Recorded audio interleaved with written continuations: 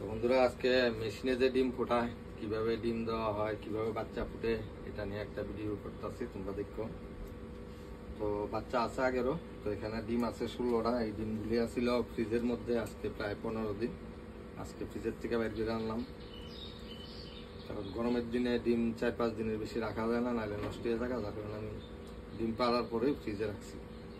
এখানে 16টা ডিম আছে, ডিমগুলো দিমু। বাচ্চাও আছে, তোমরা দেখো।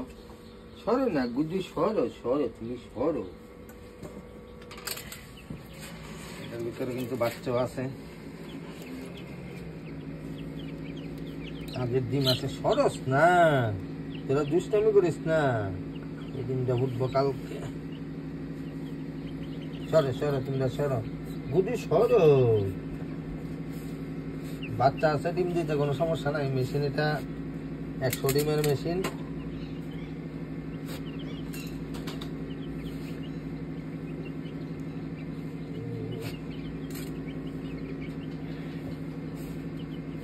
তোরা এদিকে যাও, যাও এদিকে যাও, এদিকে যাও, তোমরা এদিকে যাও, যাও যাও সোনামণিরা, এদিকে যাও, যাস না, এদিকে যাও, ফাজিলের দল,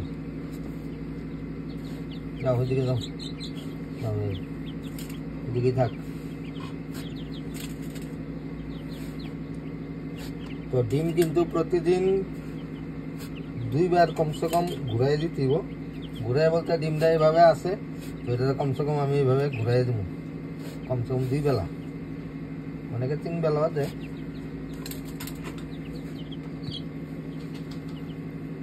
তো ডিম ফ্রিজের থেকে বাইর করছি আর ঘন্টা 2 ঘন্টা আগে, এখন দিতে আসি আর কি।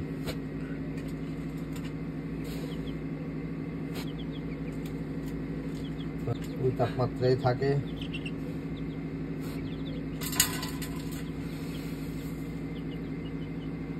মেশিনটা অনেকটা বড়, 100 ডিমের। এই বাচ্চা কই আসতে বেরিয়ে, এখানে বাচ্চা আছে।